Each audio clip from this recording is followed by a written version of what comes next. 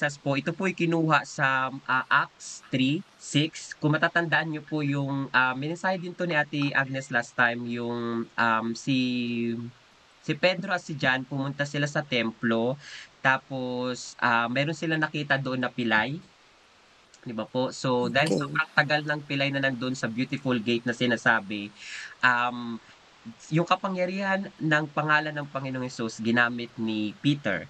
Kaya ang sabi niya sa 3:6 po, 'di ba, sabi niya diyan, "Wala akong, silver and gold I don't have." Sabi niya, "Wala akong dala-dalang pera." Kasi 'di ba namamalimos yung pilay na yon. Kaya ang sabi niya, Hmm, "By the power of the name of Jesus of Nazareth, stand up and walk." So, na-observe po natin last time dito na hindi nag-pray si Pedro, kung napapansin niyo po.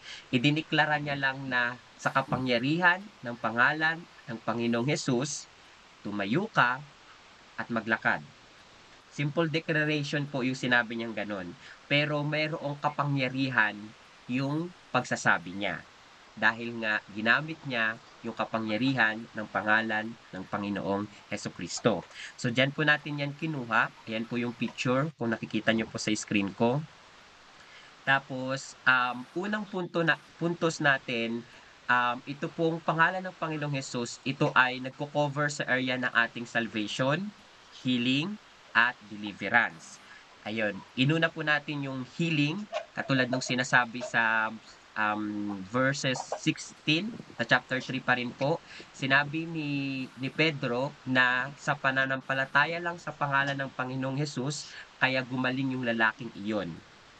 Paulit-ulit niyang sinasabi diyan na faith in Jesus' name, faith that comes through believing in Jesus' name.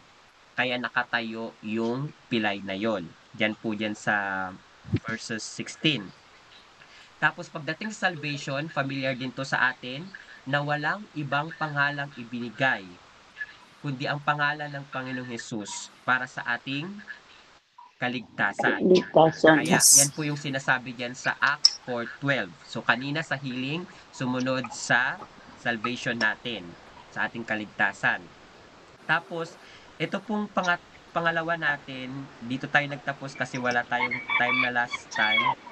Ito pong prayer life. Sa prayer life natin, ito yung access natin sa Diyos. Ano yung kaugnayan ng pangalan ng Panginoong Hesus sa ating buhay? So, yung pangalawang puntos po natin, yung prayer life natin, ito yung access natin sa Diyos. Sabi dito sa John 14:13-14 na sa pangalan ng Panginoong Hesus tayo ay makakahingi sa Ama at ipagkakaloob yun sa atin ng Diyos. Anumang hilingin natin, pero binigyang diin natin dito na kailangan sa paghingi natin naayon sa will ng Panginoon. Kasi kung hindi naayon sa will ng Panginoon, alam na po natin yon, hindi niya ipagkakaloob. Kaya dito makita natin, you can ask anything in Jesus' name.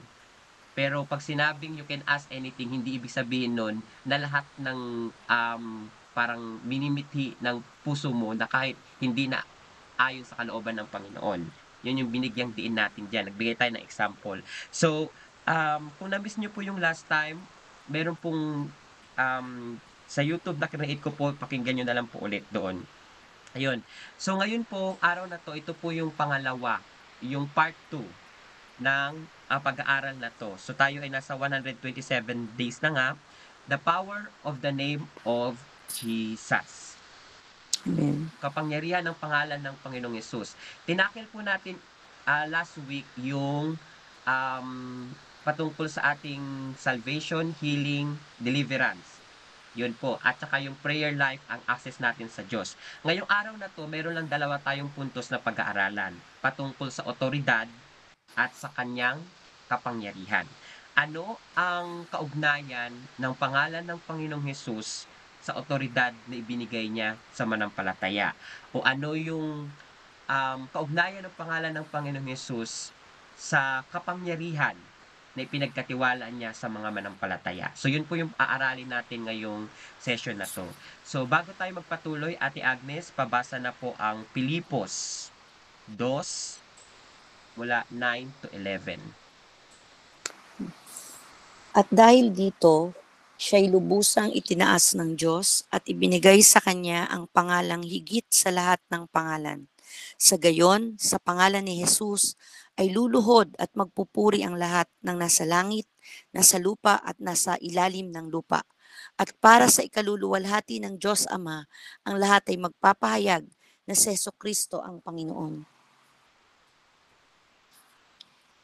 Ayan. So, salamat po Ate Agnes. So, dito po pag-aralan natin po yung authority, otoridad, otoridad, makapangyarihan ng pangalang ng Panginoong Hesus. So, binasa kanina sa simula ni Nanay Lisa, pinabasa ulit natin kay Ate Agnes yung Tagalog, at kaya sinasabi po dito sa ito pong chapter ng Filipos, kung titingnan niyo po yung context niya, sinasabi po dito sa mga sa taas, sa verse 7, verse 8, na si Jesus ay nagpakumbaba, kaya siya itinaas ng Panginoon, ng Diyos Ama. Siya ay sumunod hanggang sa kamatayan, sabi sa verse 8, to the point of death, even yung pagpapako o yung pagkakapako sa kanya sa krus.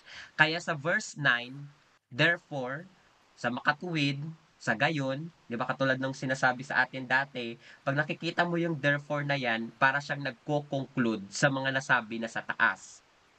Kaya sinasabi sa verse 9, therefore God also has exalted Him. Sino po yung Him na tinutukoy dito?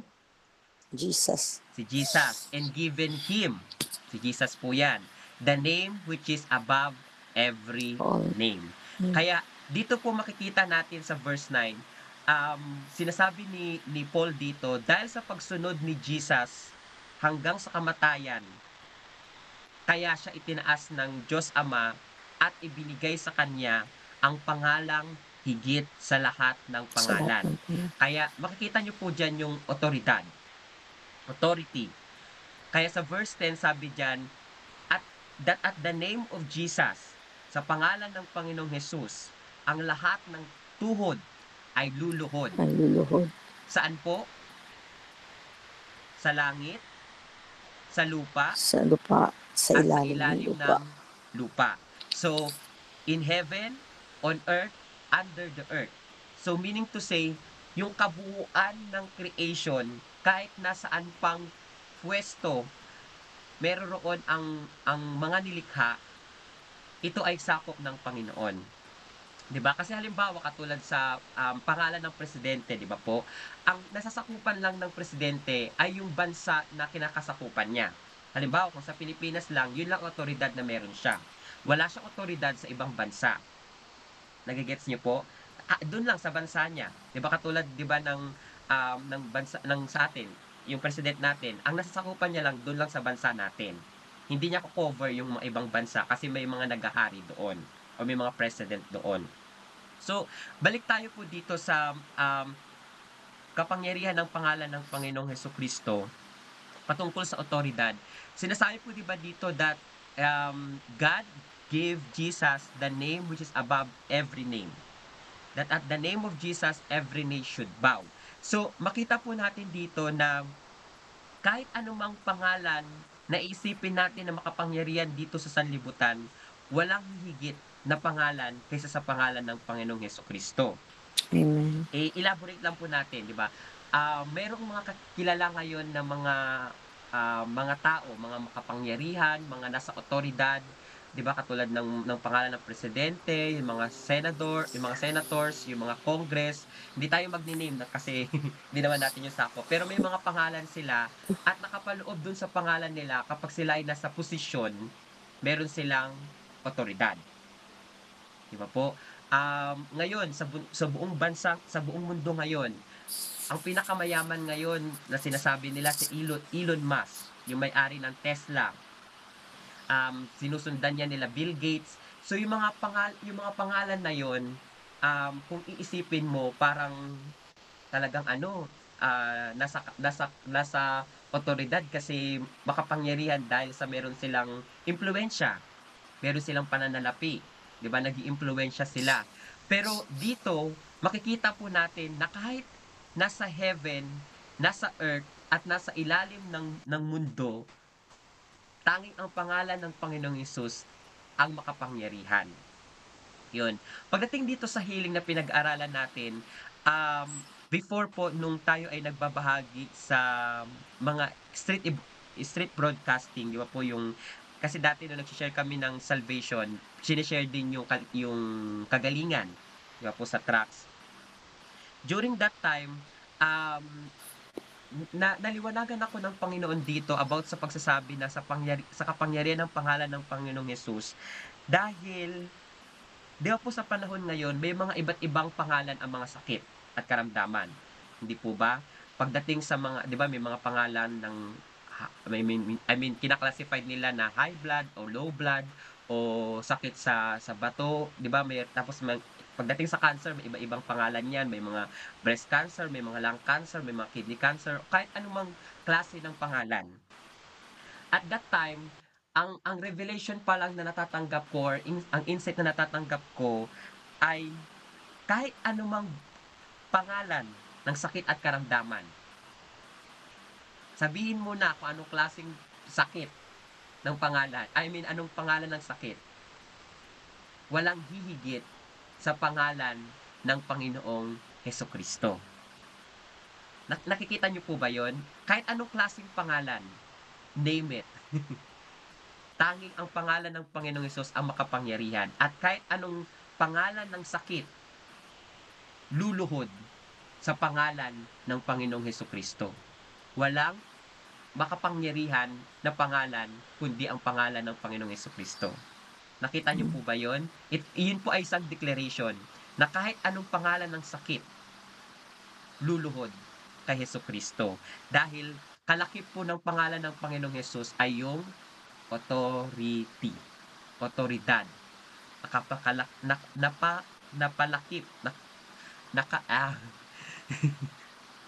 Kalakip. nakalakip sa pangalan ng Panginoong Hesukristo ay yung otoridad na meron siya. Kaya, dyan po sa binasa kanina ni Ate Agnes, talagang luluhod. Cover ng Panginoong Hesus kahit nasa heaven, kahit nasa earth, at nasa under the earth. Nung pag-aaral nga po namin sa Revelation ngayon, paano namin nakikita na kahit sa heaven, yung mga 24 elders doon, yung mga 4 na living creature, talagang nagbabow down sila kay Jesus.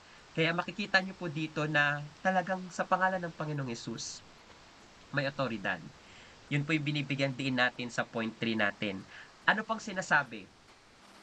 Sa Proverbs 18:10, sabi po sa King James Version, "The name of the Lord is a strong tower.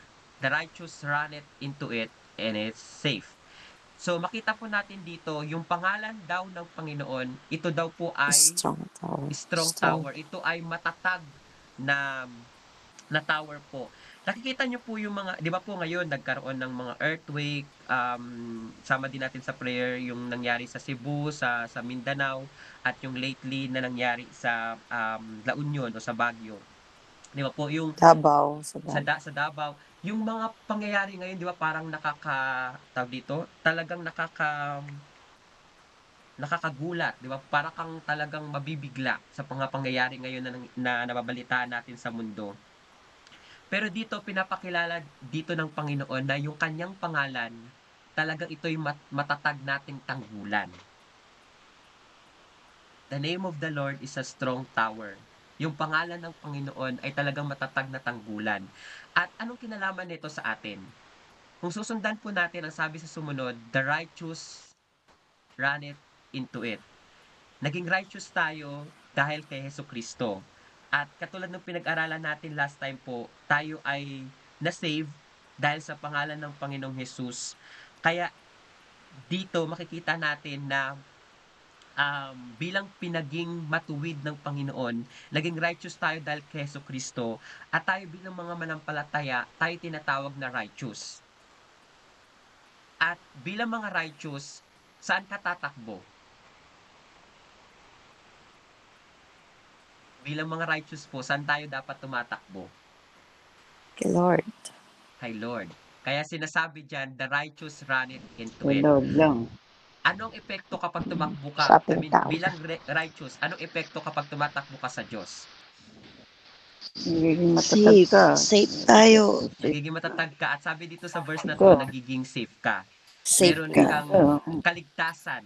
'Di ba? So, kahit anumang mangyaring lindol o earthquake, yung parang mauuga ka talaga, takbo ka lang kay Lord. Wala Bilang takot na. matuwid, alam mo kung sino ang tatakbuhan mo. Tatakbuhan mo. Again, ang pangalan ng Panginoong Hesukristo, ito ay matatag nating tanggulan. Kaya kapag matatag na tanggulan, ikaw ay nagiging safe. Hindi ko na po nilagay dito yung awit 91 verse 6, pero sinasabi din doon na sa iyong pananahan sa Panginoong Hesukristo, ikaw ay nakakaranas ng kaligtasan. So, diyan po makikita natin that the name of the Lord is our strong tower. Kaya diyan po, at bilang mga righteous, takbo lang tayo sa Kanya at tiyak naman yung kaligtasan, yung pagiging safe ating mararanasan. So yan po yung spiritual authority. Ngayon po, pumunta tayo sa pang-apat natin, spiritual power. Spiritual power, Of victory over darkness. darkness. Anong kaibahan ng otoridad at makapangyarihan? Kasi po 'di ba parang parehas lang naman 'yon. May kaugnayan sila, hindi po ba? Katulad halimbawa, kasi po ang ano nito, ang authority, ito po ay exousia sa Greek, at ang power po ito naman ay dunamis. Kapag sinabing otoridad, ipinosisyon ka, nilagay ka sa posisyon. Pero para ma-implement yung authority na meron ka, kailangan ng power. For example, 'di ba po yung mga nasa government natin, nasa authority sila. Pero yung power na meron sila, yung maipatupad kung ano yung otoridad na meron sila. Ang nang ang ang pinaka-best example po niyan, 'di ba ang mga pulis nasa authority sila? Pero yung power nila, sila yung nagpapatupad sa batas. 'Di ba po? Halimbawa kung kailangan 'tong huliin, huhuliin nila, gano'n. So, yun po yung kaibahan ng spiritual authority and spiritual power. Magkaugnay, pero ang power para itong implementation, pagpapatupad nung otoridad na meron ka. So, yan lang po yung simple na pagkakaugnay niyan na maunawaan po natin. Kaya ang sabi po sa Mark 16:17, Ate Agnes, nakikita mo ba yung screen ko? Oo. Pwede pong pabasa, Mark 16:17. And these signs will follow those who believe. In my name, they will cast out demons. They will, lumiit eh. Speak. They will speak with new tongues. Yan po. Bakit Salamat hindi po. na siya? Hanggang ganun, hanggang doon lang talaga. Okay. Opo, hanggang dyan lang po. Minumove So, ko. O, sige. Okay. Mark 16:7 po, ito po yung ginagamit natin na verse nung una-una tayong nag-session ng healing discipleship, na bilang mga manampalataya, ang pangako ng Panginoon, ibinigay niya ang Great Commission. Ang pangako niya na mayroong signs na susunod sa atin bilang mga manampalataya. Signs. Marami po siyang binanggit sa Mark 16:17-18, parang 4 po ata yan. They will cast out demons, they will speak new tongues, tapos meron pang dalawa, Uminom susunod man na si, verse. uminom, Yan, uminom ng uminom lason, ang hindi sila lason, di sila. mamamatay, tapos Hindi ka mamatay. aapakan nila yung ahas. Yun. Hindi ka, So yun, hindi yung ka apat na po na yun. Pero dito lang po muna tayo mag-focus sa in my name. Kasi Okay. yung mga sinasabi niya na you will cast out demons, you will speak new tongues, you will drink deadly poison, and yung aapakan mo yung ahas, yun ay bunga ng pagkaunawa mo sa pangalan ng Sa Panginoong pangalan. Hesukristo. Panginoong Jesus. Kaya dito makikita natin in my name. Kumbaga, para niyang delegate yung otoridad na meron siya. Sa pangalan Kasi ni po, di ba Jesus. kayo nasa Filipos, sinasabi ng Panginoon na yung ibinigay sa kanya ang pangalang higit sa lahat ng Higit sa pangalan. lahat. Kaya lahat ng pangalan magbabow down in heaven, Sa kanya, oo. in earth, and under the earth. Sila Kaya lang. yung otoridad na meron ang Panginoong Jesus, dito sa Great Commission, dinelegate niya. Parang kumbaga sa otoridad na meron siya, magagawa mo 'to. 'Di ba katulad sa mga Mm. presidente po 'di ba, meron silang authority. Kaya 'pag inappoint ka kung saan ka, i-a-appoint, meron kang, delegated na otoridad para Kapangyarihan. mo maipat maipa mai mai mai magawa kung ano yung pinapagawa sa'yo. So, dito gano'n din. Bilang mga manampalataya, ipinagkatiwala sa atin ng Panginoon ang kanyang pangalan. Kaya, you will cast out demons, you will speak with new tongues, at Mm. yung makaapak ka man ng ahas at yung deadly weapon. Minom ka ng So, laso. oo. Di ka Pero maano. dito po sa pag-aaral na 'to, kailangan po natin maunawaan na hindi po din basta-basta 'to kasi may Mm. mga gumagamit ng mga verses na 'to na na ginagamit po nila sa maling pag-a-apply. For Correct. example, merong nabalita dati sa US na isang congregation na pumunta po sila sa isang bundok tapos, inano nila 'tong verse na 'to hanggang sa verse 18 tapos sabay-sabay silang uminom ng poison. Kasi sinasabi nila na in Jesus name, kahit makainom daw sila Mm. ng poison, hindi daw sila mamamatay. At namatay po yung mga yun. Sinadya na. Namatay po yung mga congregation na yun. Panigurado yun ay mga kulto, 'di ba po? So, makikita po natin dito na 'pag sinabing in my name, Sinadya naman naunawaan nila. mo din yung otoridad na nakalakip sa pangalan ng Mm. Panginoong Hesus. Kaya hindi mo siya basta-basta na gagawin para, Mm. subukin ang Subukan. Panginoon. Mm. Meron din isang kaganapan po na yung isang minister nagpe-preach siya sa pulpito. Tapos may lumapit na Muslim, sabi niya, "Gawin mo nga 'to kasi nakalagay sa Bible niyo na kapag manampalataya sa pangalan ng Panginoong Hesus kahit uminom ng nakakamatayang na lason, hindi siya mamamatay." Ang sinagot po nung minister na yon, "Hindi ko gagawin 'to," sabi niya, "para lang subukin natin ang Panginoon." 'Di ba po? So, yung Mm. totoong nakakaunawa ng pangalang Mm. ibinigay, hindi 'to basta-basta na parang gagamitin mo kung Mm. saan-saan. Kumbaga, kung pinagkatiwalaan ka ng credit card, hindi ka magsa-swipe-swipe ng kung ano-ano na lamang. Mm. 'Di ba po? So, Mm. yun yung sinasabi sa atin dito. In Mm. Jesus' name, you will cast out demons and you will speak with new tongues. Pero mahalaga po na maunawaan natin, hindi natin magagawa yung ipinapagawa sa atin ng Panginoon kung hindi rin sa kanyang Pangalan. kapangyarihan Nyarihan. sa pamagitan ng kanyang pangalan na ipinagkatiwala niya sa atin. So, ito po yung Mm. sa Mark. Magtatapos po tayo sa sumunod na verse po sa Acts 16:18. Kasi po 'di ba sa Great Commission ito yung pinangako ng Diyos. Ang mga manampalataya ba, kumilos ba sila doon? Kumuha lang po ako ng example na isa, kasi marami pong example, maubos po natin yung time natin kung aaralin natin lahat. Dito po sa Acts 16:18, ibigay po natin yung context na maikli. Si Paul po nagmiministeryo, si Apostle Paul o si Apostol Pablo. Nung pumunta siya sa isang lugar, mayroong isang babae doon na sinasapian. Tapos, yung batang yon sinasabi niya na, ito yung mga lingkod ng Diyos, ito yung nagpapahay ng mabuting balita, sinasabi niya po sa verse 16, 17, sa mga taas na verse. Tapos, si Paul, tuloy-tuloy pa rin siyang na nagpipahayag, tuloy-tuloy pa siyang gumagawa. Tapos, dito sa verse 18 na to, ang sabi, and this she did for many days. But Paul greatly annoyed. Ano na siya, kumbaga, na-annoyed na siya dun sa babae na nag-iingay. Kaya si Paul, humarap siya, sinabi niya Pinalayas dun sa niya. espiritu, I Lumayas command siya. you in the name of Jesus Jesus. Christ to come out of her.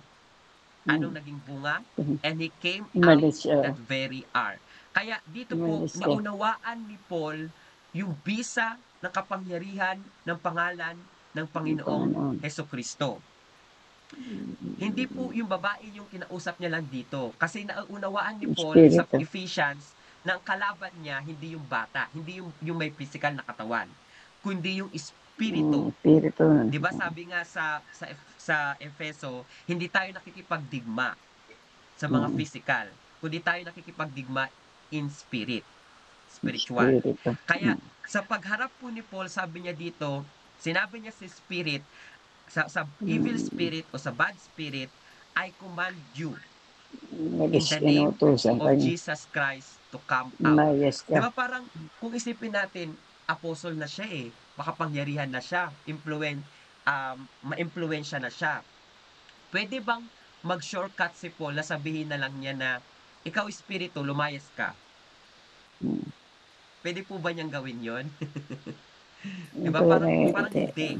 Kasi hindi kasi dito may pangalan ni naunawaan, Jesus. kung isipin po natin, di ba, si Paul, hindi naman siya first hand na nakatanggap ng Great Commission. Kasi dun sa Matthew, Mark, Luke, and John, wala pa siya dun sa picture na yun eh. Mm. Kasi po 'di ba ang kausap lang doon yung mga 12 disciples. So si Paul naman hindi naman siya parang first hand na nakatanggap noon eh.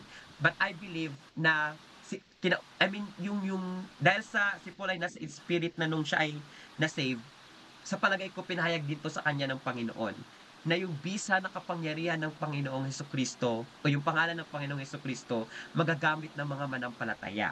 Kaya dito sa pagmiministeryo ni Paul, sinabi niya dito, in the name of Of Jesus Jesus. Christ. Kumbaga hindi siya nag-shortcut na ikaw masamang espiritu, lumayas ka. Hindi siya nag-shortcut ng ganun. Sa Ginamit pangalan niya ni Jesus. yung pangalan ng Panginoong Pangalan ng Hesukristo. Panginoon Jesus. Spiritual power po. I command you in the name of Jesus Christ Jesus. to come out of her. As simple as that. Parang katulad nung ginawa ni Pedro doon um, nung last week, yung ginawa niya doon sa pilay. Stand up and walk. Di ba po? Kasi sa pagsasabi nila sa kanilang mga labi, nauunawaan ng mga apostles o nauunawaan ng mga early believers na mayroong kalakip na kapangyarihan sa tuwing binabanggit nila ang pangalan ng Panginoong Hesukristo. Kaya nga ang tanong ngayon sa atin bilang mga manampalataya, gaano natin nauunawaan yung kapangyarihan ng pangalan ng Panginoong Hesukristo? O nauunawaan ba natin sa tuwing tayo ay nananalangin na kapangyarihan ng pangalan ng Panginoong Hesus ay talagang makapangyarihan? O Amen. parang ang iniisip lang natin, in Jesus name, para lang tapusin yung prayer natin? O para masabi na tapos na yung prayer natin, kaya tayo nag-in Jesus name? Diba? So, maano po natin dito na katulad nung paanyaya natin last week, na wag lang natin gamitin yung pangalan ng Panginoong Hesukristo para lang tapusin yung prayer natin. Kundi, sa tuwing babanggitin mo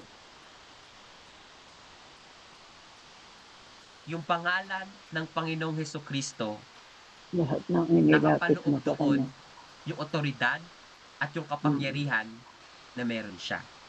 The power Amen. of the name of Of Jesus. Jesus.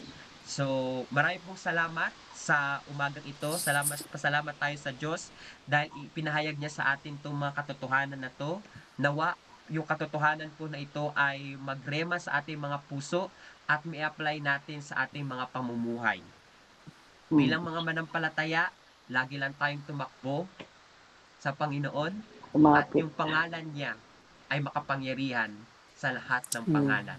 Walang Amen. higit na pangalan, kahit ano pang klase ng pangalan Pangalan. ng sakit yan. Tanging pangalan lang ng Panginoong Hesukristo. Panginoong Jesus. Amen po.